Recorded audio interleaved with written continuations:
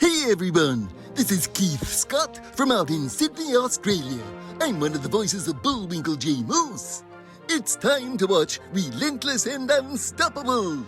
And so give it up for your main hosts, Douglas Kenny and Andy McPhee. Hey everybody, this is Doug Kenny and welcome to Relentless and Unstoppable. We have another amazing guest coming on the channel today, so please hit like and subscribe.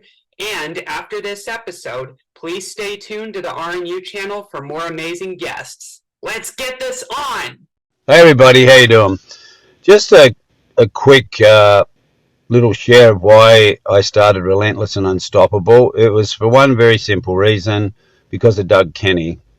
Nothing to do with me at all, zero. I was just coaching Doug, and he took on the coaching and mentoring, and he made all the changes. He took all the suggestions from his parents as well as my coaching, but it was all about Doug, his breakthrough and his weight loss, his willingness to accept that he is dealing with high functioning autism and other issues, but he's never quit, he's never given up. So we did one interview with him to share his story, and then we decided to start interviewing other people, and Doug has now taken over the whole channel, and he does all the interviews, he runs everything. He's just an amazing young man. So RNU was born from simply what an amazing young man Doug is, and his story needed to be shared.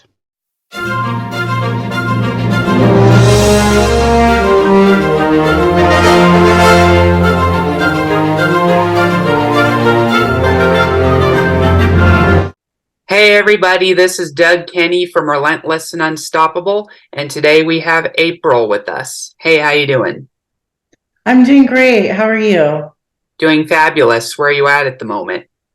I'm currently at home in Scripps Ranch in San Diego.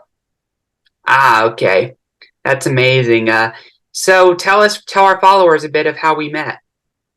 We actually met when I won an award for a speech or an essay that I wrote for the Women of Achievement pageant. And my speech was about mental health awareness and anti-stigmatization.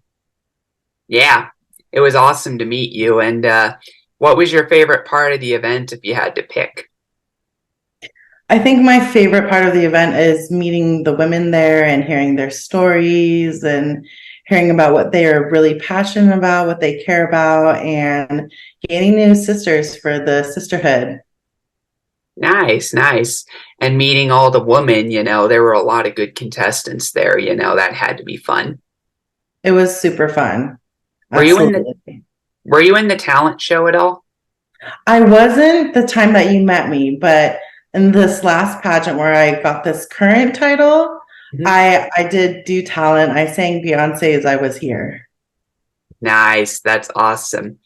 So what did you do after winning that prize? So I've been working specifically with a private practice that I work with on creating a support group for women who have mental health challenges, as well as challenges with potentially eating disorders and so on and so forth.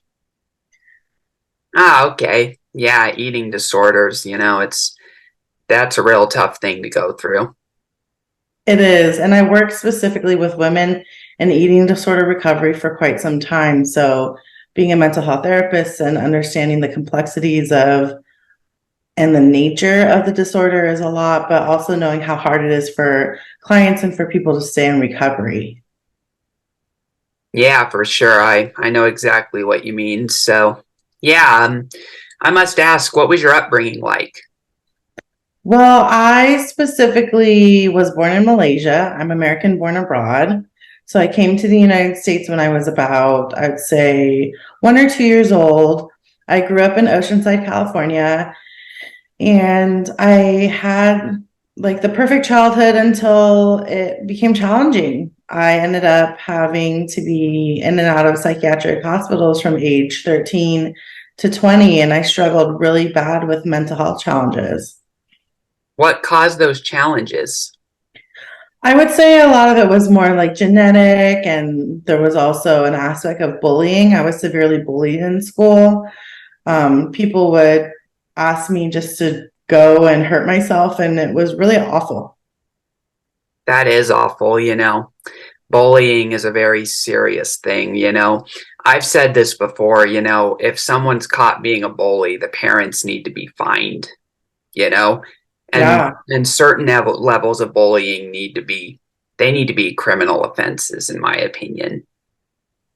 And to be honest, like when I was going through all of that, when people were just like saying awful things to me and telling me that they wish I wasn't around and all these things, the sad thing is that it gets stuck in your head that you maybe shouldn't be around. And then you take further actions and then you end up in certain places, right? And Yeah. so I think like what you said is important, that there should be accountability when it comes to bullying, because it can lead to people not being able to live a happy life. Yeah, yeah, for sure. What do you think needs to be done to put changes to it in good ways? Well, I think a lot of people that there's a saying that says hurt people hurt people. But I kind of trying to turn that around, because I think just because you are hurting doesn't mean you have to perpetuate that cycle of hurt.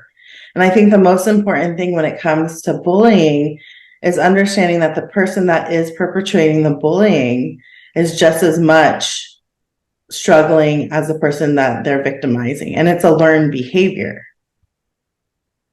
Yeah, I know what you mean. So, yeah, do you think schools can do a better job of it? And what do you think they could do to do better?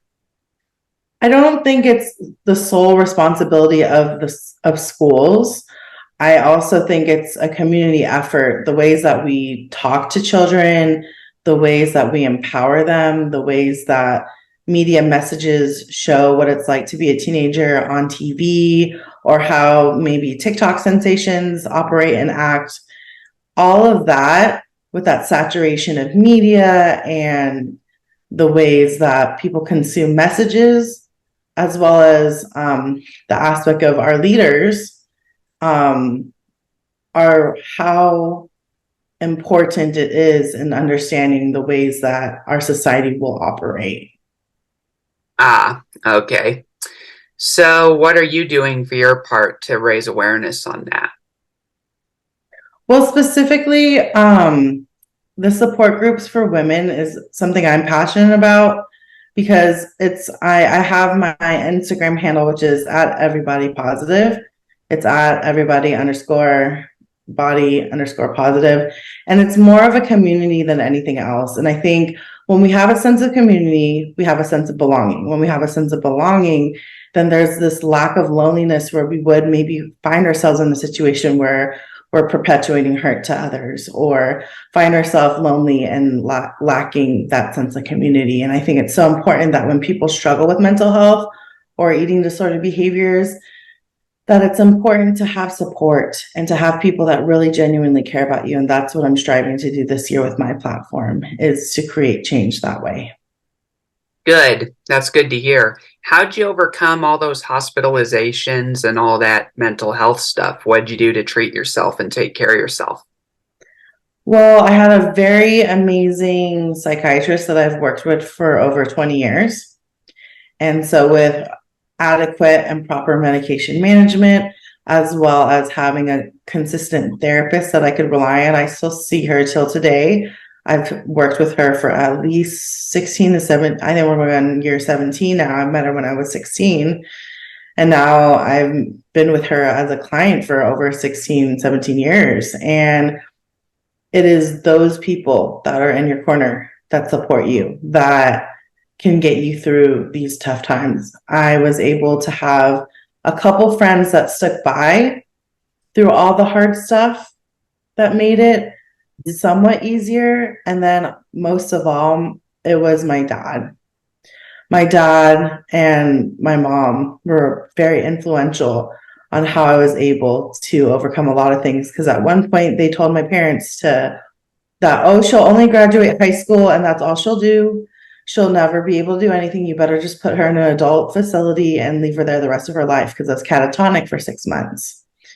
But they didn't give up on me. They took care of me. And those 6 months I don't remember, But my mom bathed me and just did everything that she needed to do for me. And then when I was able to come out of that and clear, I was able to graduate with an undergraduate degree or 2 undergraduate degrees in Associate of Arts and Humanities and a bachelor's in communication with a minor in ethnic studies. Then I got my master's of social work from the University of Southern California. So fight on, Trojans. Yeah. Are they the ones that did the fake horse and all that in the legend? Oh, Trojans? Yeah, Oh, you mean in terms of mythology? yeah, in mythology, The yeah. Trojan horse, yes. Yeah, it's pretty interesting. That's really amazing that you were able to achieve all that despite all that. I will admit that I had mental health issues as well growing up. I was the amount of times I was in the hospital for rehab was 4 times, and a couple other times were psychiatric urgent cares, and it took a lot of effort and a lot of, developing new habits to get out of that. And, I've said this before and you would agree, but counseling is effective. People should not be afraid of it. I 100% agree. And as a mental health therapist and someone that does provide care for individuals who struggle, it's essential. I mean, it's essential to my daily life to be able to function and have a happy life. It's essential to a lot of people around us that we may not even know. And I think one thing that's important that I think we should all be mindful of as human beings, and this totally relates to the bullying aspect, is we never know what the next person over to us is going through.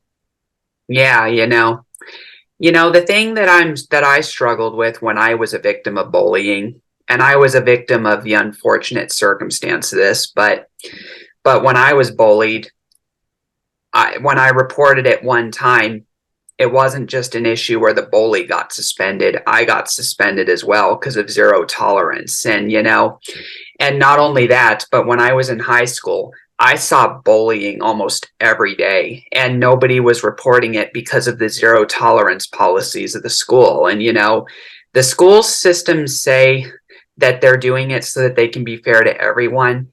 And I just think that's a load of baloney. The reason why they're doing it is because they're worried that if they punish the actual bully, that they'll be sued either by the parents of the kid that was or the victim, or by blind overprotective parents of the bully, or they're worried that if they, or it could also be that they're worried that if they investigate it the way that they're supposed to, that they'll gain the reputation for having allowed bullying on campus. So, it's all about protecting their brand, Exactly. It's the idea of liability. If something were to happen, they don't want to be at fault, when a lot of the time they're perpetuating harm to you Yeah. and to the people that are being victimized. And I'm so sorry that you had to go through that. It is, and I said this when they told me that I was going to be suspended for a few days because of the incident. I said to them straight up, that's no different than someone stealing your car to go rob a bank, and because it's your car, you get thrown in jail. It makes no sense, Exactly. But, the problem is, though, a lot of schools, especially the one that I went to, a lot of them have gotten to the point where they're basically run similar to dictatorships, where it's just when they have only one curriculum they live by, they stick with it no matter how different people are. Exactly. It's just, it doesn't take alternative ideas into account, which is one of the things that I think schools need to do, is understand those gray areas where there could be other options for dealing with the situation. Gee, that's all we have for Relentless and Unstoppable. So tune into the next episode to hear more amazing stories from amazing guests. This is Keith Scott from Sydney, Australia, saying so long, and I'm smarter than the average bear. Gee.